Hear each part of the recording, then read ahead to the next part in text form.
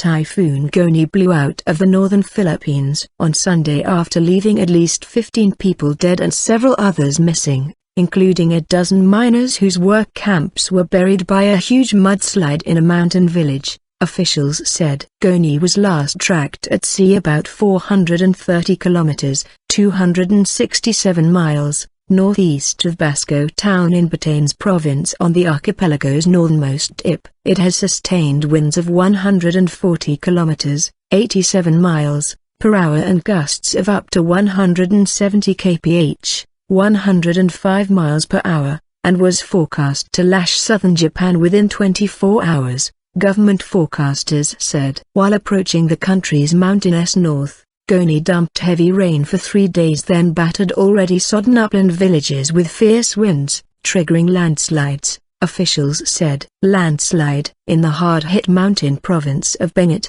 landslides killed at least 12 people, including 4 gold miners who were pulled out of a huge mudslide that buried 3 work camps in far-flung Taneg village. In Mankayan town, a dozen miners remain missing and more than 100 policemen and fellow miners dug through the muddy heap Sunday amid fading hope that survivors would be found, officials said. Benguet Governor Nestor Fongwen said days of pounding rain and swollen creeks saturated a mountain slope, which cascaded down the gold mining area at dawn Saturday. They were sleeping when a huge chunk of the mountain came down and buried their work sites, Fongwen said by phone. "We're still hoping that we'll find survivors. We're still calling it a search and rescue operation."